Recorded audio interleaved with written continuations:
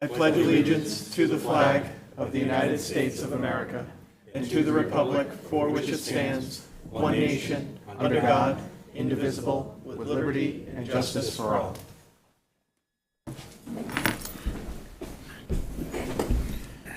Thank you and welcome to the Attleboro School Committee meeting for Monday, May 6th. This is your notice that this meeting is being electronically recorded.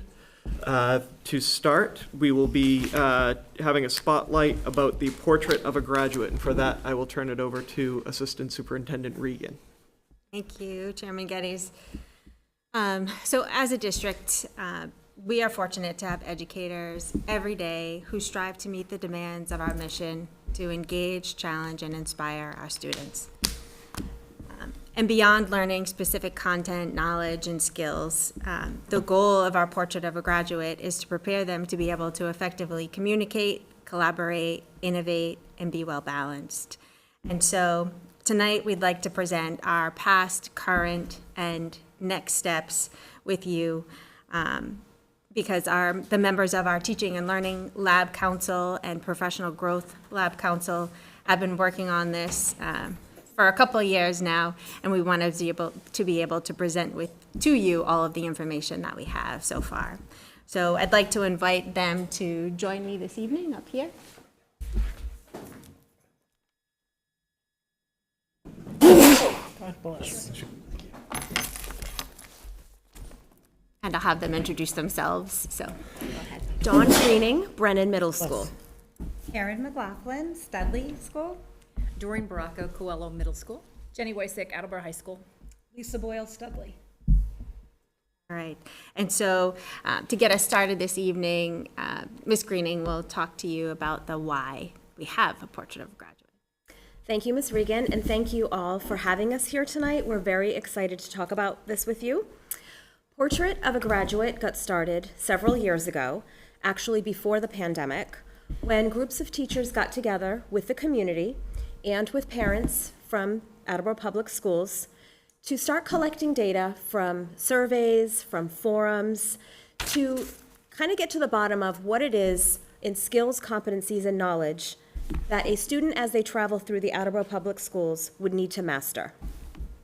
We all know that learning goes far beyond the content, and Portrait of a Graduate ensures that each student will thrive. Employers also expect certain skills from their employers, and Portrait of a Graduate helps those students as well thrive in their career. So no matter what path an Attleboro graduate takes, whether it's college or career, we can be sure that they have the skills necessary to thrive. I'd now like to show you a video that explains a little bit more about Portrait of a Graduate.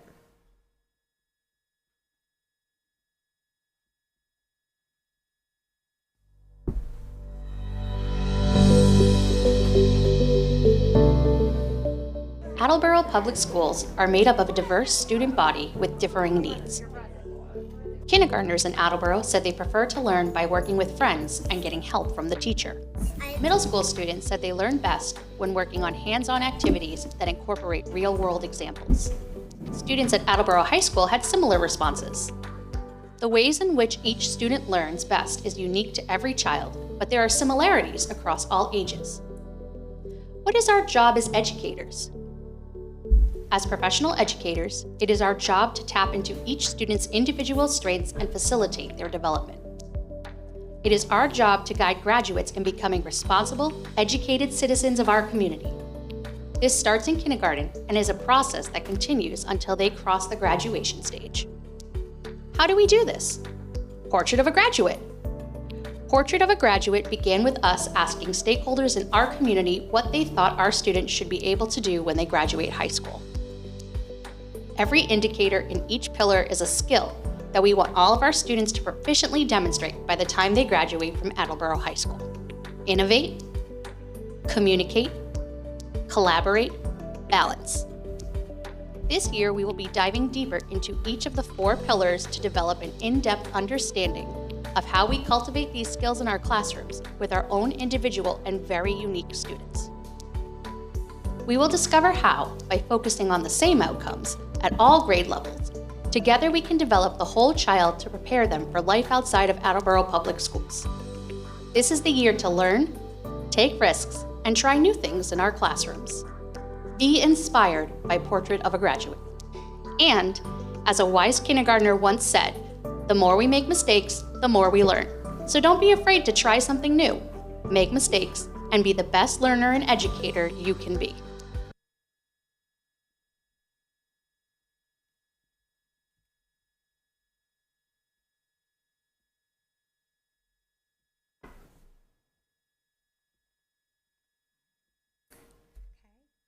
So our goal this year was to roll out the professional development to teach all of the staff about Portrait of a Graduate. So under the guidance of the Leadership Advisory Board, the Professional Growth Council and the Teaching and Learning Council met together, and we divided up into grade-specific teams, grade-level teams, elementary, middle, and high school, to develop the professional development.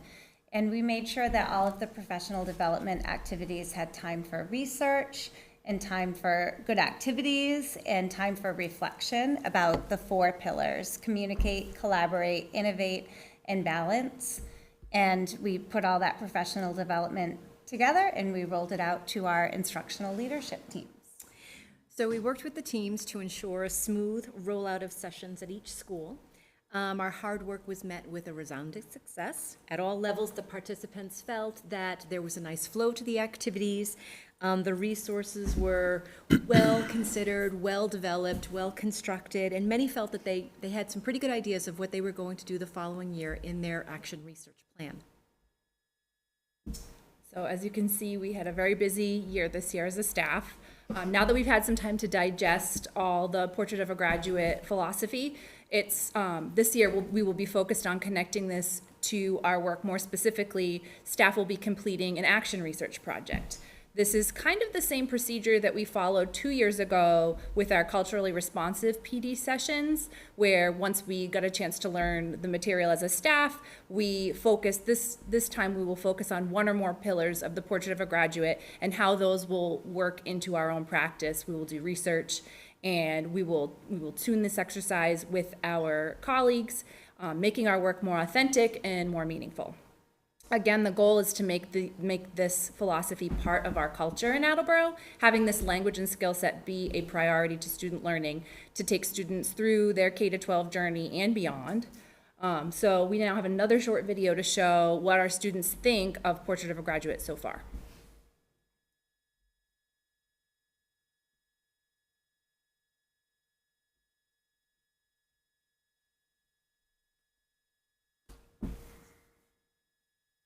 I learn best by being level 0 and listening from my teacher. I like to learn with friends helping me and when teachers help me. I learn best to work with my friends. I learn best when I write and color. I use my imagination to build things. I like to learn from making my mistakes, because the more you make mistakes, the more you learn. And every single day you make mistakes, so that every single day you learn something new. I learn best by working hands-on and having real-world phenomenons, because working hands-on helps me visual what I'm doing in an experiment, and real-world activities give me a better picture of how I learn. I can learn with a group or by myself. It's kind of an equal thing, but I do enjoy working with groups, especially if I can select who I'd like to work with.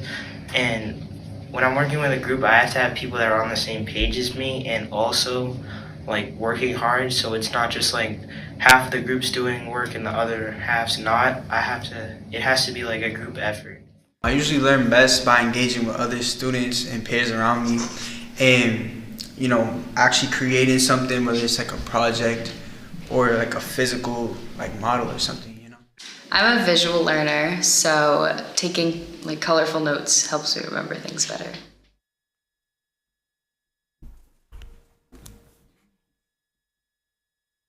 What does this all mean for us? As a district, we have built a solid foundation for the development of Portrait of a Graduate. Our planning and implementation have put us in a place where we have consistent language, including vocabulary and rubrics to use with the students and each other.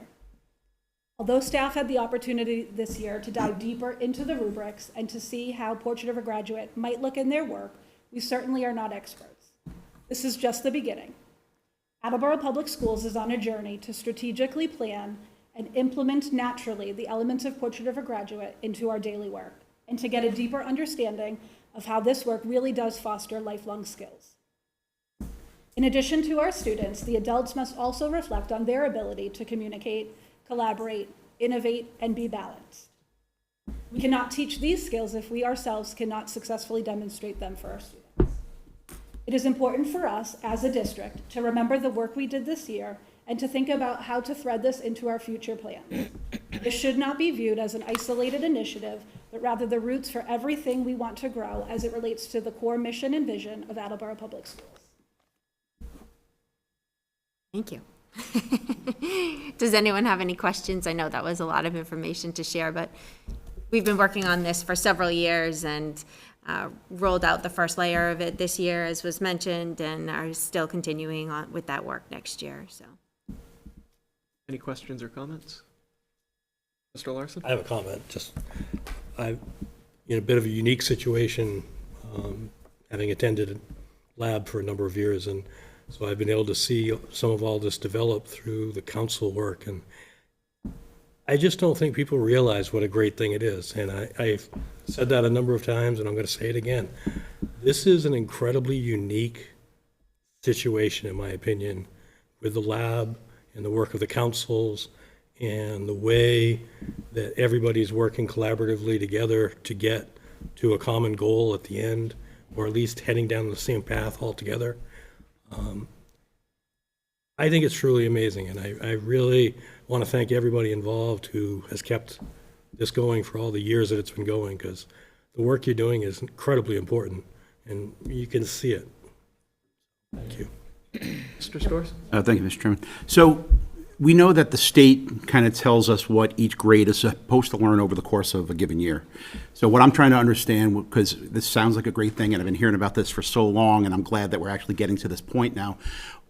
What's the vision of how things will be different within the classroom at the different grades, at the different levels, between now and putting this into practice? I think the main goal is to continue to put, obviously, there are standards, curriculum standards that we need to meet, content and skills related to that. But going beyond that, we want to make sure that through those skills that the students know how to communicate, that they know how to work together in groups, which you heard many students talk about working together in groups, that they can problem solve and they can think critically about something specific that they've been presented and work through that together. And then also just be balanced in their thinking and supporting each other through any process that they have. So we have specific indicators in terms of levels that we're striving for and what that looks like for each level. And I think it'll just be organically part of the work that we do as part of the independent research. And then a follow-up question, if I could. So hearing the students, you could tell there's, some students learn better this way, other students learn better a different way. Within the same classroom, you're going to have groups of students that learn, you guys are going to learn that these students learn better this way and those students learn better that way. How would you differentiate that within the classroom learning process? Good question. And so I feel like we do that already. It's just something that we already do. And so we would just add this as to another layer of how we can better support students to get them to be able to acquire these skills.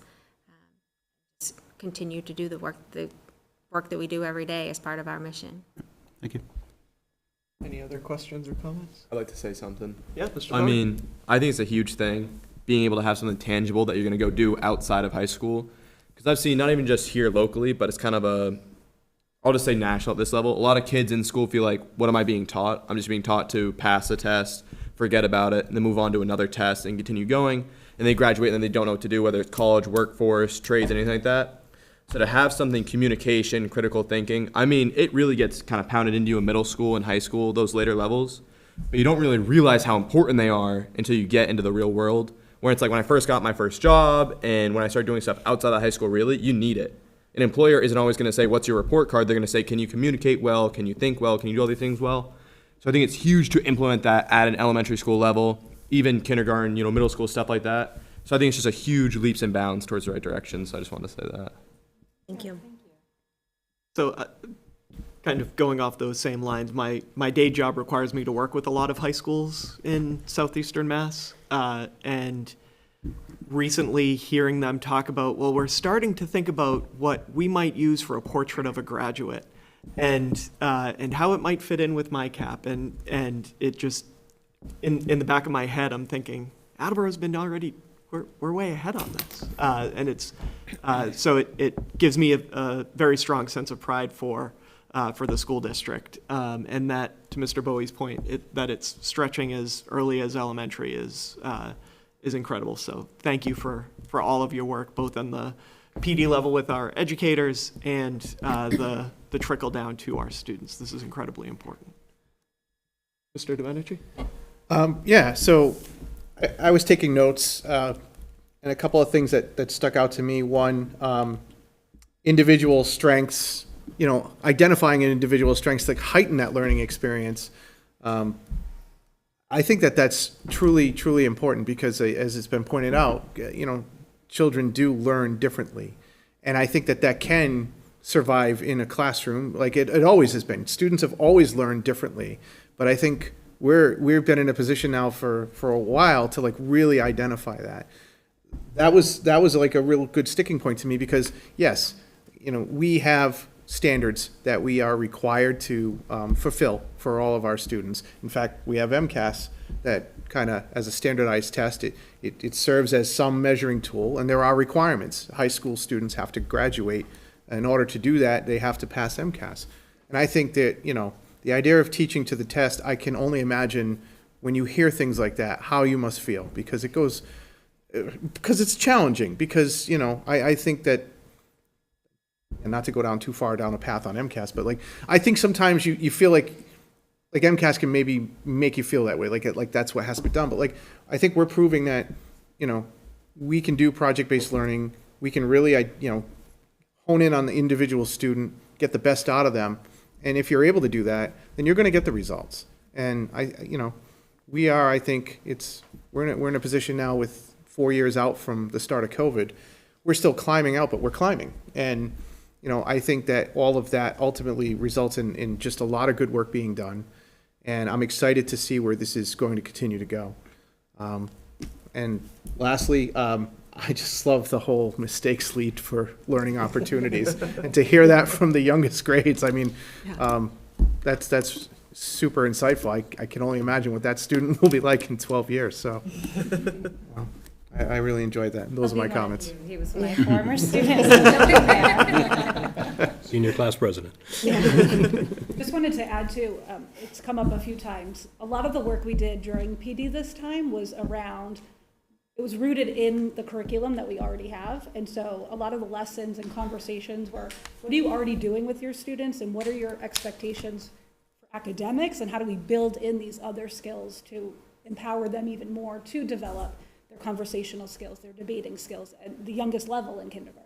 We see it every day when I walk through, Karen's room there talking about, we're collaborating, we have these projects, come see. And so it is, possible to mirror it with high expectations.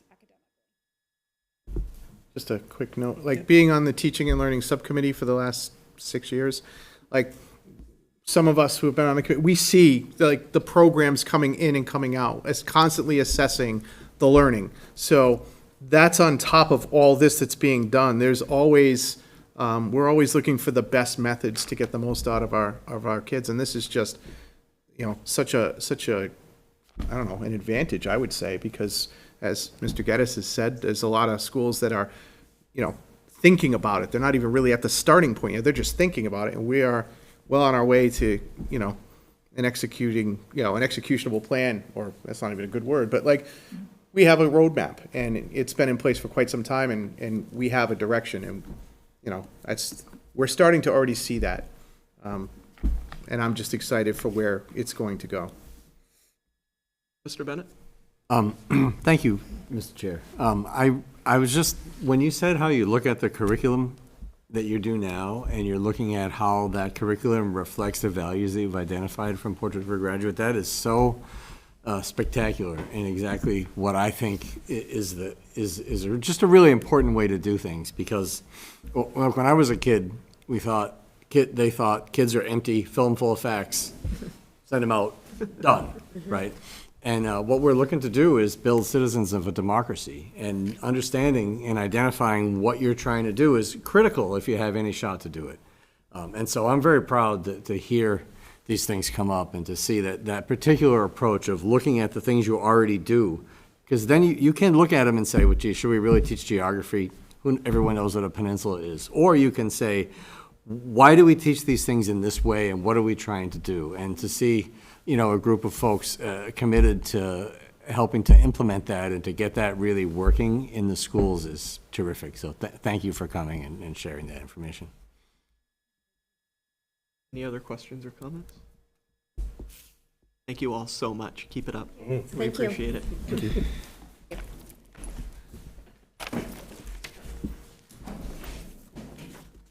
Next item on the agenda is our Student Advisory Council, so I'll turn it over to Mr. Bowie and Ms. Ferguson.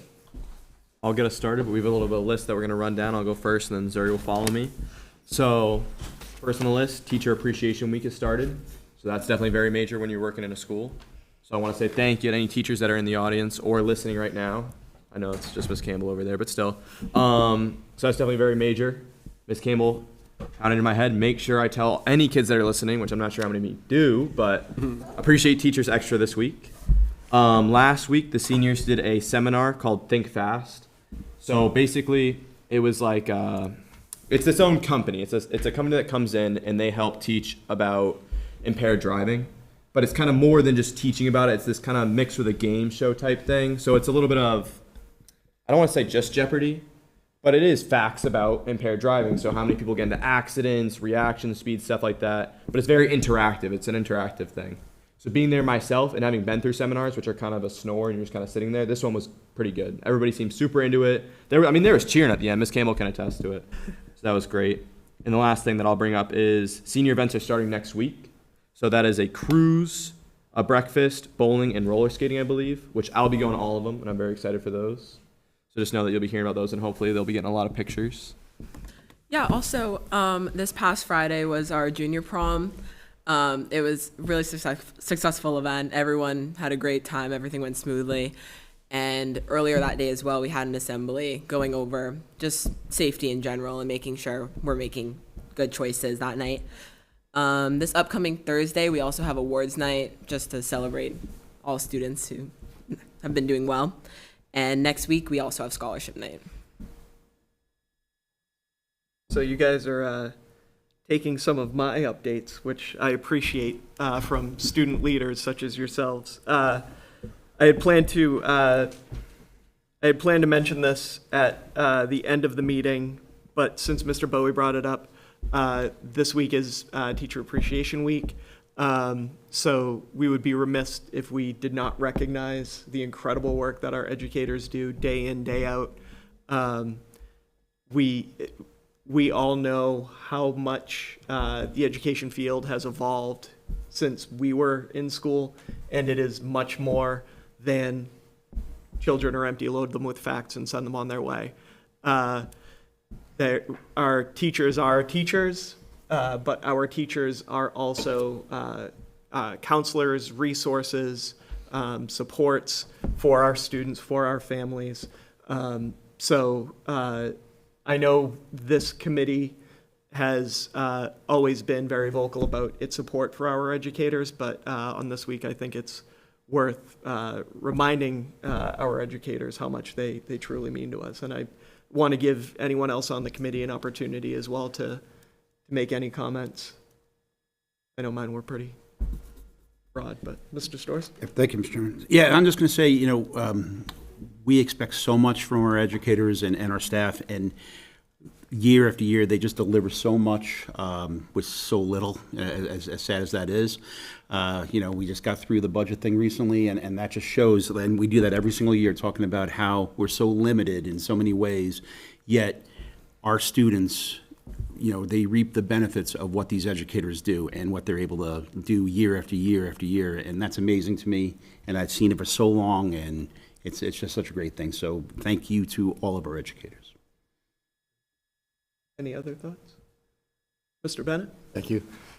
Yeah, I would like to echo that as well. As a child of a teacher, and at one point 2 teachers, I know firsthand what a challenging and demanding job that is.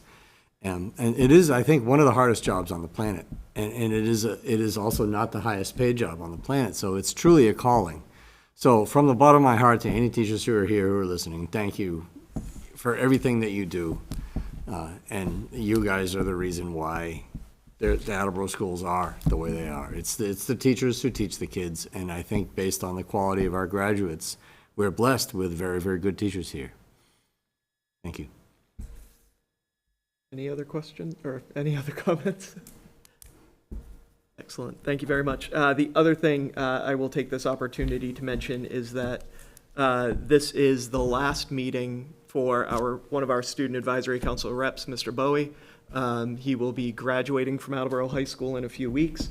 I don't know about you all, but I have always appreciated him bringing his honest student perspective to whatever we are discussing around this table.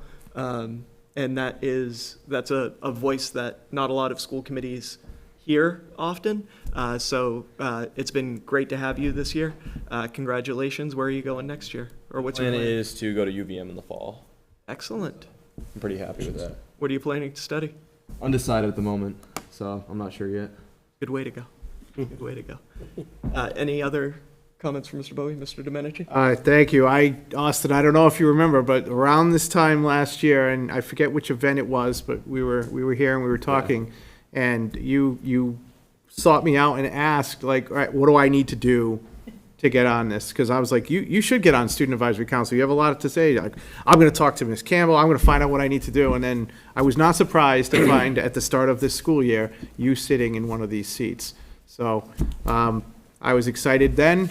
I've been excited all year. Thank you for your contributions and good luck. I'm sure you're going to do amazing things with whatever you decide to do up at the University of Vermont. Thank you. Mr. Bennett? Mr. Bowie, as just a few personal remarks, since you're my neighbor, and I consider you a friend of the family, too, and I've known you since you were a little kid. It's been a huge pleasure having you sit next to me on the school committee and serving on the school committee with you, and I know, I can tell you're an extraordinary kid, and I don't think you'll be on this school committee with me, but I believe that the ceiling for you is extremely high, and I'm sure we're going to be hearing more from you. And I would add also further, I'm sure you're making your father very proud of you. Thank you. You're a very, very impressive young man. Thank you. Thank you. Thank you, sir. Next item on the agenda is our superintendent's report. Mr. Sawyer. Thank you, Chairman Gutsy. I'd like to start by just saying that I really appreciated the discussion in response to tonight's presentation. Mr. Larson, I couldn't agree with you more. It's quite remarkable having seen this develop over the course of over a decade. I think Ms. Regan and her team really deserve a lot of credit to have taken it this far. And, you know, part of it is that it's hard to change big things, and it takes a long time to do it right. Part of it is that we don't have a lot of resources to take on these things. Part of it is that, you know, we talk about how in education, you know, we're always changing the tire on the bus while it's driving down the road. There's no time to stop and you know, gather ourselves. It's always we're always on the go. So for a lot of factors, it's hard work to make big significant changes, and to see where we've come on this is really it's really heartening. It is a special moment, and it's just the start. We have a long way to go, but we've made real progress on this front, and are very happy that. Not only are we getting it done, but it's being well received, and we really think it has a chance of working itself into the culture of the district. I think there were excellent questions asked tonight, and I just wanted to reiterate that yeah, there are standards that the state dictates that we're held accountable for, and that's ultimately what we're teaching.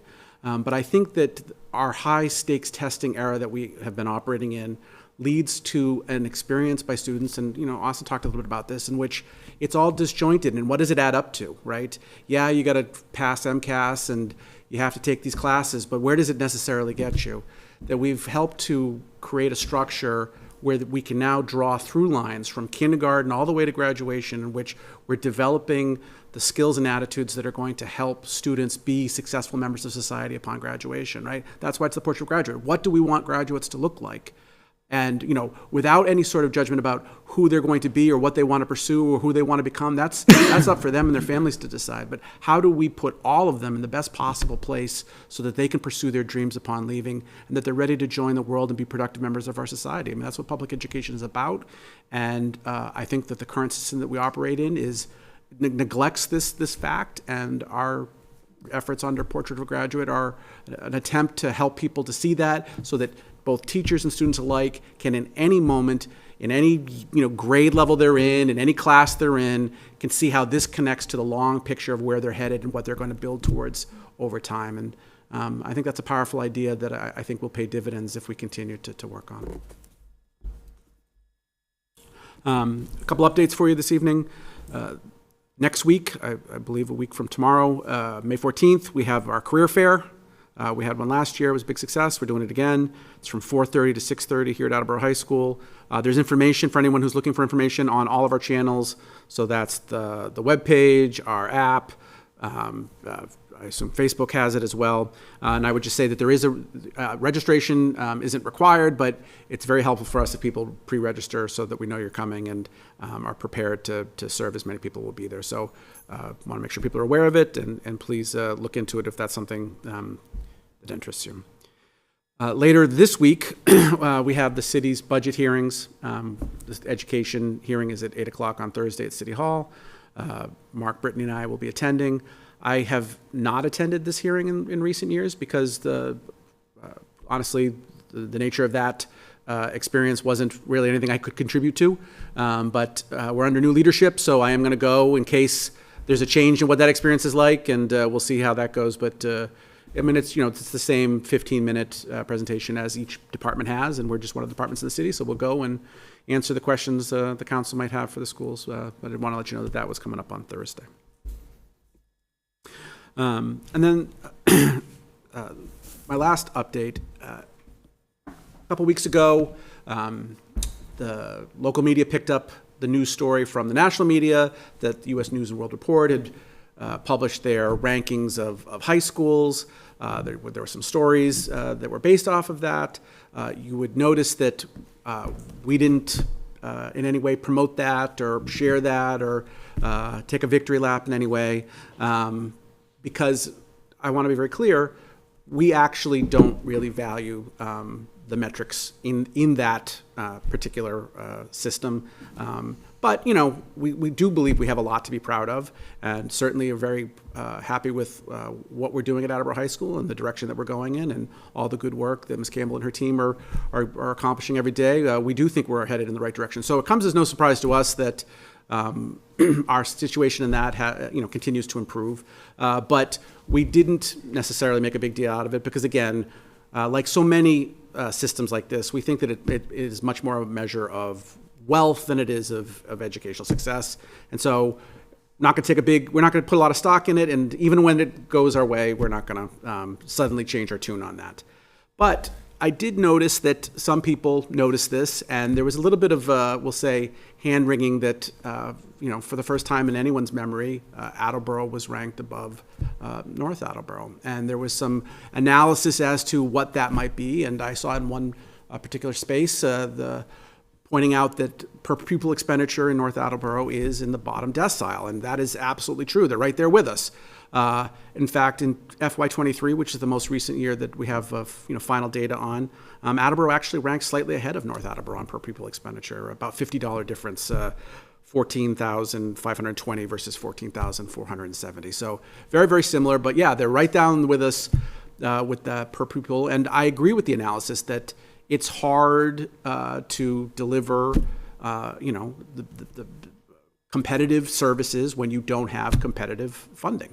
And so I don't disagree with that point that was made about how that must be part of the explanation for how things turned out the way they did. But, and I don't mean to keep beating my drum on this, to me, it reveals that I'm still failing to make the larger point, which is that while per pupil is a piece of the puzzle, it's the percentage above net school spending that ultimately is the deal. And so, as is pointed out, yes, they're in the bottom decile, and that's probably part of the situation there. In that same year, where Attleboro was spending $1.4 million above net school spending, North Attleboro was spending $7.9 million above net school spending, right? And so if Attleboro were in FY23 funded at the same level as North Attleboro, we would have had $12.3 million more in funding than they did. So this is the larger point that I keep trying to make, which is that when we compare ourselves to our neighboring communities, what gets lost in that analysis is that, yes, educational funding in this part of the state does not keep up with the rest of the state. We are not alone in facing that kind of a challenge. But here in Attleboro, and again, it's a citywide problem. It's not just the school department, as we've talked about more and more. All of the departments face the same problem that, we do not have the funds to meet the needs that we're facing. And so this is just part of that. And I think that if we're going to start comparing ourselves to our neighbors, it's just important to remember that it's not just about straight dollars. It's also about that percentage above net school spending, because what that reflects is that the communities are different and the students that we're educating have different needs. And those needs require different expenditures, which is why net school spending captures that. And by calculating it that way, I think helps to better reveal the disparity that we keep trying to make the point of. And, I just want to make sure that that's not lost. And I will say, to just back up Mr. Getty's comments and others, during Teacher Appreciation Week, it is important to point out that in Attleboro, it's our educators who make up that difference. It's their blood, sweat, and tears that keep us in the game, because it's certainly not the dollars that we have. Absolutely, and I think it's telling that in a situation like this, where that gets pointed to as where the per pupil expenditure gets pointed to as a point for defense of the North Attleboro Public Schools, there's the inherent dismissal that hasn't already been an issue for us for a number of years, which is interesting, to say the least. Any questions or comments for Superintendent? So then my final piece of business for you this evening is the administration has proposed meeting schedules for next year for your consideration. So both the subcommittee and full committee meeting proposed schedules were shared with your materials last week. I'll entertain a motion to approve. I'll start with the full committee meeting. So moved. Second. All right. Any any comments or discussion about the full committee schedule? All right. Seeing none. All those in favor? Aye. Opposed? Motion passes. And then I will also entertain a motion to approve the subcommittee schedule for next year as presented. So moved. Second. Right. I should also note that these meeting schedules do take effect August of this year and carry through to August of next year. Any comments or concerns? Seeing none, all those in favor? Aye. Opposed? Motion passes. That concludes my report. Excellent. Thank you, Mr. Sawyer. Two other quick update items in case anyone didn't notice somehow. Both the registration for fee-for-service and for Abacus open today. So please be sure to go to the website or stop by the Abacus office to get more information, or stop by the Welcome Center here for more information. I I also wanted to just give the committee a quick update. Today was the Massachusetts Association of School Committees Day on the Hill. I was able to go up, so since we last discussed budget, the House did vote to approve its version of the budget. I want to again thank Representative Hawkins for his tireless advocacy. I talked to a couple of his colleagues today, and I joked with them about having to deal with his energy, and they both were amazed by how hard he fights for Attleboro. So thank you, Representative Hawkins. Thank you to MASC for hosting. The event did include Education Chair and Vice Chair from the House, Commissioner Johnson from DESE, and Representative Doherty and Representative Scanlon, who are proposing a Chapter 70 commission in the House. The message we got today continues to be that there's no intention from the legislature to touch the inflation index for a variety of reasons. But one of the things that did come out of today was a consistent message that we have 3 years left on the Student Opportunity Act. And so this is a 3-year window to plan for after the Student Activity Act and what Chapter 70 might look like at that point. The Senate will release its budget tomorrow. I was fortunate enough to spend some time with Senator Feeney and his staff today, and I want to thank them for all of their continued support. We're continuing to try to get creative with ways that the Senate might be able to increase funding that comes to Attleboro, and not just identify funding that looks like it will come to Attleboro but doesn't come to Attleboro. And trying to get a big part of the discussion today was how do we do that without impacting the city side of the budget as well? How can we get creative with funding outside of Chapter 70 that would necessitate an increase on the city side? So we will we'll continue those discussions as well. Mask, as part of the packets for everyone that participated, provided a packet of public policy priorities that included some funding and legal recommendations that they have. I did provide it to Ms. Nelson tonight, so she will scan that and share that with the committee tomorrow. It's not necessarily stuff that I think we need to publicly or fully endorse by any means, but I just wanted to make sure that you all had the information so you could see what the statewide folks are advocating for. So with that, I'll move on to the minutes from our April 22nd meeting. I'll entertain a motion to approve. So moved. Second. All right. Any questions, any discussion? Seeing none, all those in favor? Aye. Opposed? Motion passes. On to our consent agenda. We have a motion to accept a donation in the amount of $86.27 from BJ's Restaurants Incorporated to the Class of 2025 Gifts Donation Line at Attleboro High School.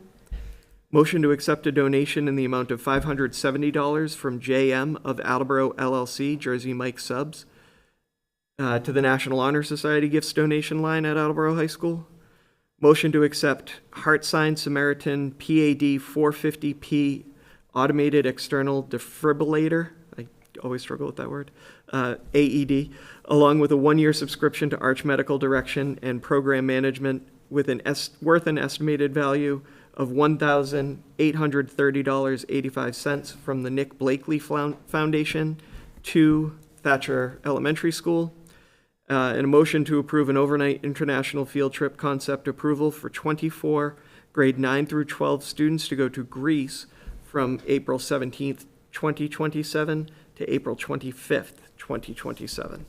So moved. Second.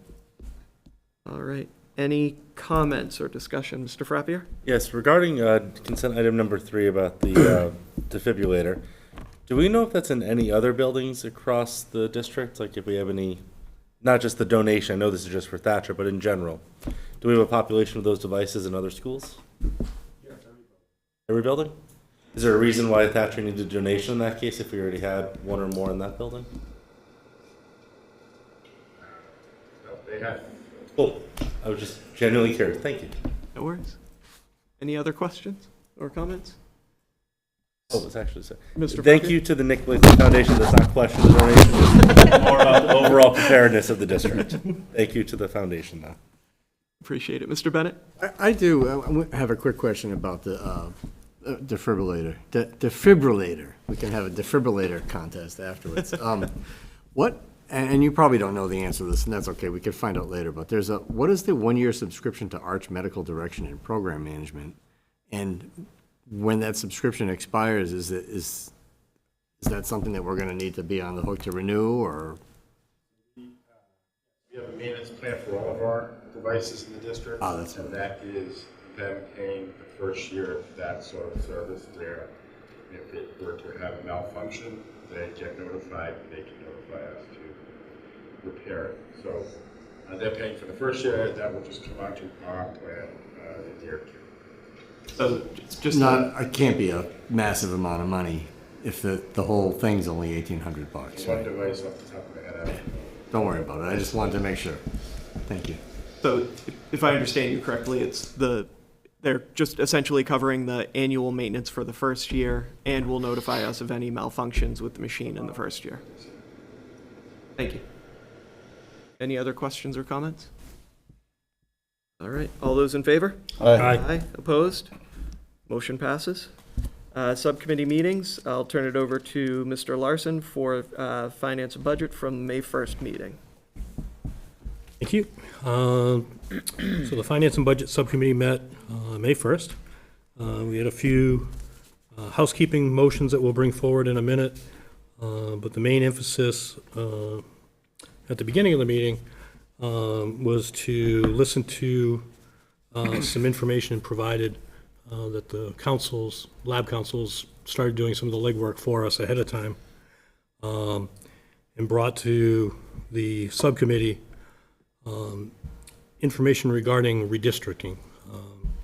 It appears that Attleboro hasn't redistricted in approximately 30 years. And what this would involve, if we decide to go forward with it, is to look at where all the students live, look at the capacity of each of our elementary schools and middle schools as to how many students can really be in each one of the buildings, and then with that information, looking at historically what neighborhoods go to which schools, but then trying to balance the changes that we need to make. Some of you on the committee realize, and maybe some of you don't, currently as new people come into the district over the course of the year, if what would normally be their neighborhood's home school is full, we're currently paying to bus them to another elementary school or another middle school that may have space. And so we've been doing this for the last few years that I know of, for sure, and obviously it's a very inefficient way of running the district to have, people in the same neighborhood potentially going to different schools, even though they're just a few houses away from each other. As the city has, continued to grow in development with housing in different parts of the city, we've gotten very out of balance at some of the elementary schools, with a lot of development near some, but not as much near others. So it's been felt that, it's time to think about looking at this. There's a lot of very positive parts to this. Obviously, there'd be a lot of more efficiencies of having people in their home, neighborhood schools, as it were. There's some downsides to it because there will be some people that get moved from one school to another school simply because of the shifting demographics within the city. So, there are some people who, my grandmother's gone to this school, my parents went to this school, my older brothers went to this school, and, now I'm going to go somewhere else. And so that one of the things that we've heard, I think that's something that we can talk with people about and come to terms with. I mean, we need to address the inefficiencies of how we're moving kids around the school right now, simply because we are so close to max, especially at the elementary school and at the high school, of needing places for people to be in healthy classrooms. And so it's my recommendation from the subcommittee and from the lab councils that we pursue and ask the administration to go forward and go with an RFP to bring this information together to us.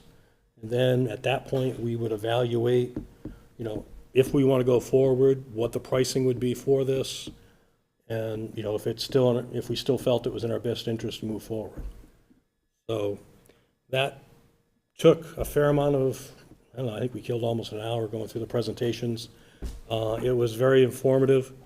It was nice because we had the representatives from the lab councils attending the meeting, so we could have their input during the discussion period.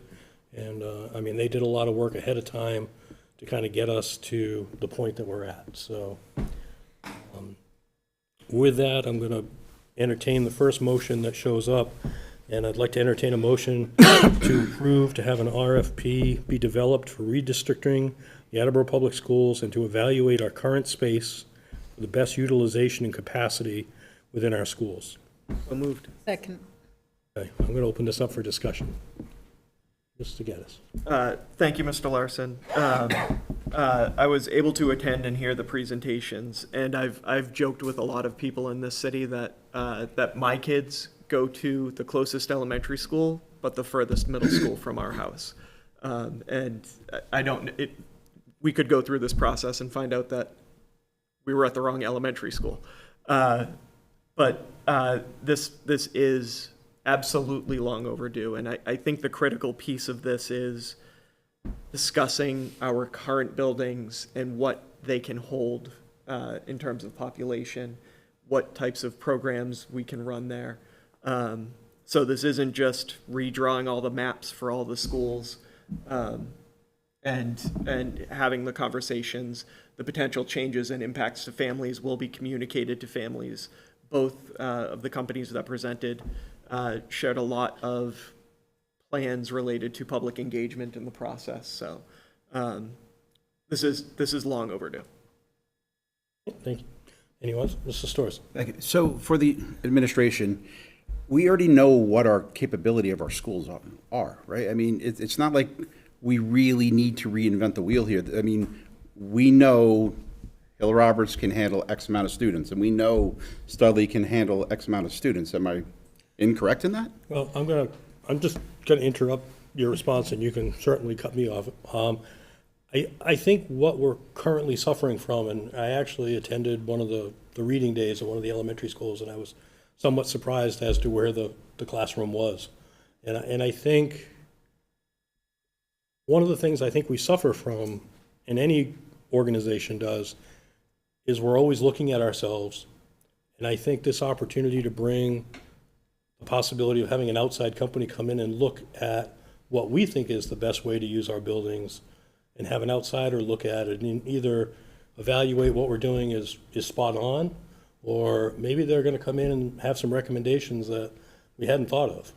And, it's always one of my concerns when you don't get outside information or have somebody from the outside look in every now and then, because you just look at your own self the way you want the answer to be. I mean, I get what you're saying, but I mean, I've seen it over the years. I've seen Hill Roberts where we had an art room and we had the bubble, and the next thing you know, the bubble gets split in half where there's one kindergarten classroom on one side and the other one on the other side. And all of a sudden the art room gets taken over and turned into a classroom and so on and so on. So we know that ourselves. We did it to ourselves.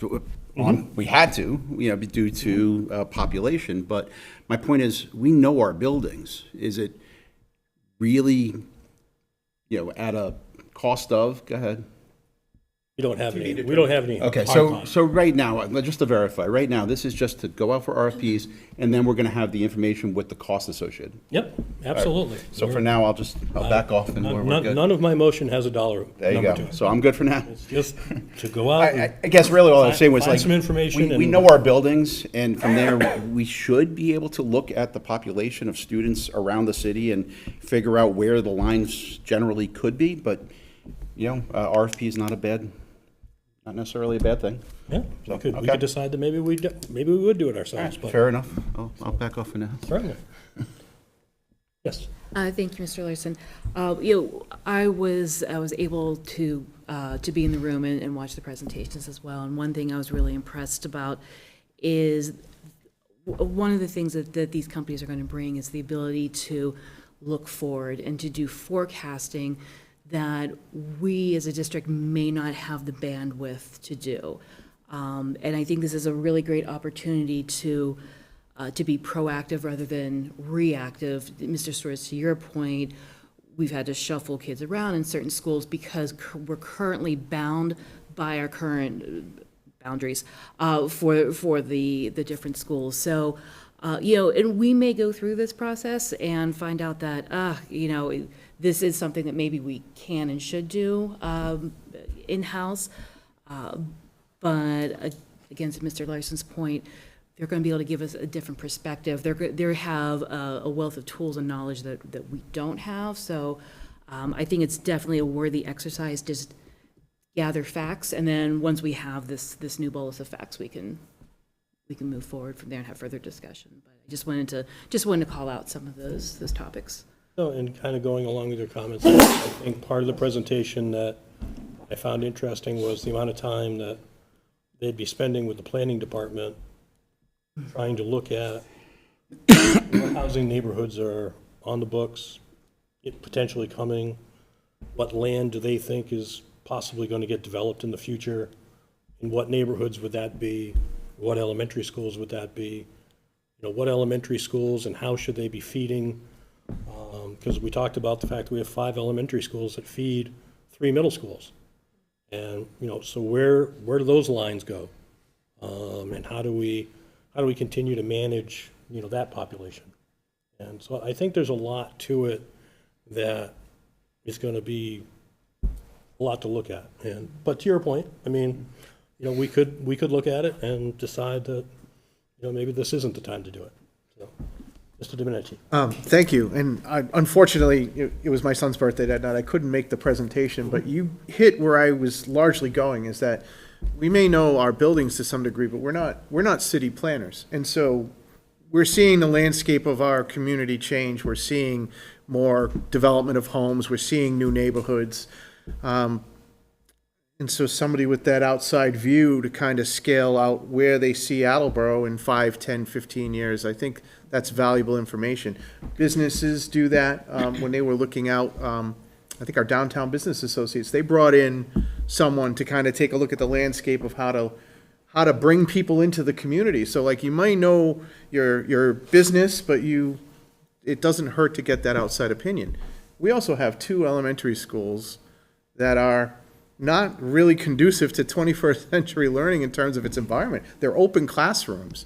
And I'm not suggesting that this RFP is going to tell us, we already know this, but like, I'm curious to see if we get an RFP and if somebody comes out and they provide data, it would be interesting to see. They could be forecasting growth in Attleboro, and I'm not trying to be alarmist, but like, maybe it'll mean we have to do something sooner in order to handle, the capacity. I know when we did this high school project, part of the process was to get an outside group. The MSBA came in and they forecasted where they thought the growth would be over a 10-year period. I think we've kind of knocked through that estimate quite a bit in 2 years, but the point is, I think it's common practice and I think it's a good idea. Mm-hmm. And so I'm definitely going to support the motion. Claire. Thank you. I support the motion as well. I feel that they should be meeting with the city because there's a population boom. I was just going down North Main Street in that piece of property that had been for sale forever, sold, and I thought, oh, there goes some more houses. And I also missed the event because it was also my daughter's birthday. She turned 18. Happy birthday, Alex. That's all I have to say. Thank you. With this, are we looking at the possibility of the whole 5th grade moving to the middle school thing, or is that not part of this? That is not part of this at this time. Very good. All right. Thank you. Ms. Porto? Oh, I was able to be at the presentation, and what I really found very interesting was their comments about utilization and capacity of buildings. Like, that's what is very important. You were saying, Mrs. Sawyer, that classrooms are just overflowing, and having children who are in Hyman Fine in the open classroom, I totally get how rooms were made into classrooms and closets were made into a classroom for kids. So I totally support this motion, and the presentation with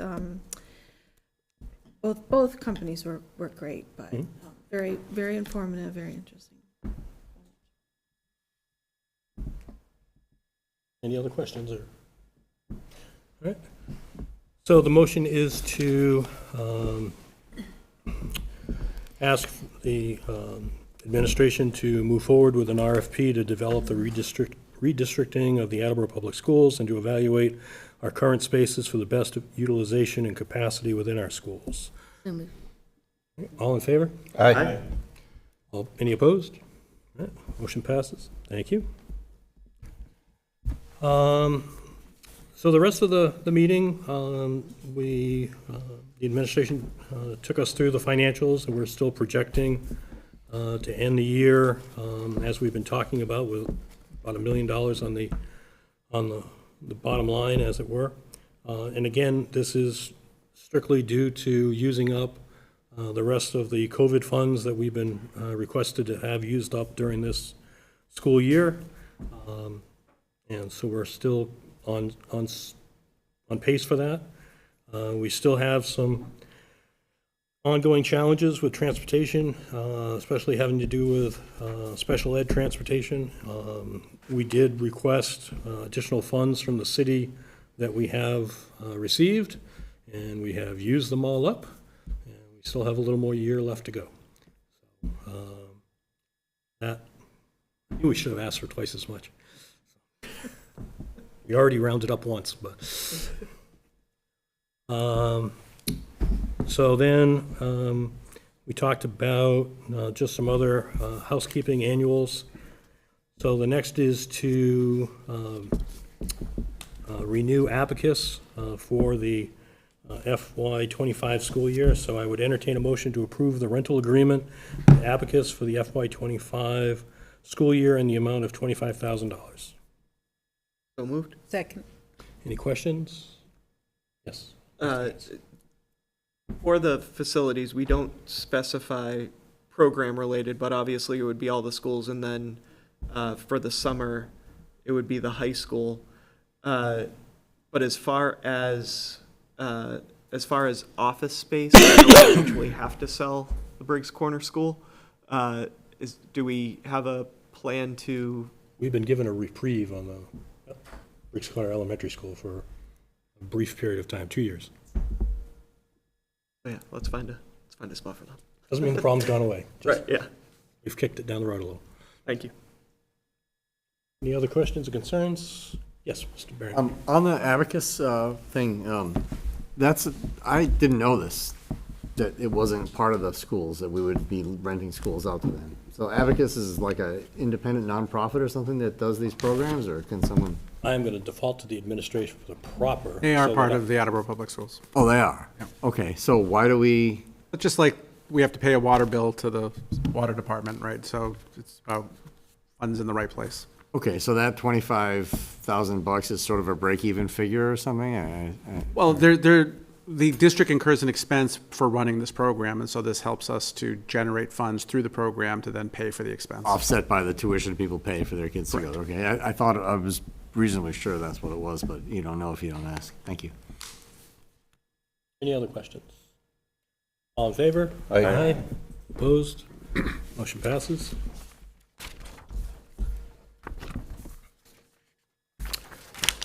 Next, entertain a motion to approve the rental agreement with Smarts Collaborative for the FY25 school year and the summer of 2024. So moved. Second. Any questions or concerns? Yes. Sorry, another That's one. all right. How many years has this program been at Brennan now? I don't know. More than me. Like, yeah, probably 12, 15 or so? Long time. I think it's been a pretty long time, yeah. I'm just, because I know the summer is our ideal time to do a lot of the facility maintenance and building repairs. So I guess my question is, have we been able to keep up with those at Brennan every summer? Or is it worth moving this to maybe Wamsutta or another middle school for a year to, if we do need to do any additional work at Brennan, to kind of catch those up? I know we've had discussions about that very topic as to where we are in those plans. I'll defer to Mr. Furtado. We have had those very discussions. Wamsutta is likely the choice.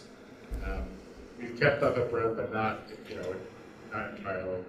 And we didn't go to Wamsutta yet because of the work that was done in Wamsutta with its cooling system. So I would suspect either next summer or the summer after they'll be up there. So we're staying in Brennan for this summer, but looking at Wamsutta for next summer once that's ready for. Perfect, thank you. Any other questions or concerns? All in favor? Aye. Opposed? Motion passes. The next is entertain a motion to approve the business office to perform budget transfers between all lines to close out the FY24 budget. So moved. Second. This is just an annual operations approval. All in favor? Aye. Opposed? Passes. And last, entertain a motion to send to the municipal council for approval a prior year invoice in the amount of $2,548. So moved. Second. Any questions or concerns? All in favor? Aye. Motion, any opposed? Motion passes. That concludes my report. Thank you, Mr. Larson. So that brings us to open forum. Is there anyone here to address the committee as part of open forum? Seeing none, I will close open forum. Our next school committee meeting is Monday, May 20th. Always one of the most exciting meetings of the year. That will be our senior spotlight in the auditorium, in the Bray Auditorium, so we will not be here. We will be in the Bray on May 20th. Between now and then, tomorrow night is our Teaching and Learning Subcommittee meeting here in the Zito Conference Room. AHS Awards Night is Thursday, as Ms. Ferguson referenced. Our Policy and Personnel Subcommittee is meeting next Monday here in the Zito Conference Room. Infrastructure and Facilities is scheduled to meet Wednesday, May 15th. And I know there's also a School Building Committee meeting that night as well. Is Infrastructure here or? It is. Okay. So here in the Zito Conference Room. And then Thursday, May 16th is AHS Scholarship Night. So we are in full end-of-year celebration mode going forward, which is very exciting. So any other updates for the committee or general comments or questions, Mr. Domenici? Yeah, thank you. Just real quick, so this past Sunday, May 5th, the music program, band and chorus, had their senior showcase. So there were about, I believe, about 8 seniors, either, singing, solos, writing music for other band members to perform. It was cool. Always a great opportunity to go in that venue to hear music. And in that note, I believe, and Ms. Principal Campbell, keep me honest, I believe May 22nd is the spring concert. So if you haven't had an opportunity to hear our music program in full force and effect, I would highly recommend it because, short of graduation, I suppose, it might be the last time you'll see some of these folks performing. Thank you, May Ms. 22nd, 7 o'clock in the Bray. Be there. Thank you. May 22nd, 7 p.m. in Bray. Yeah, I'm sure we can we can say that again next week when we have an even larger captive audience for the seniors, for the spotlight event on the 20th. Any other updates or comments? All right, seeing none, I'll entertain a motion to adjourn. So moved. Second. All those in favor? Aye. Opposed? Motion passes. Have a great night.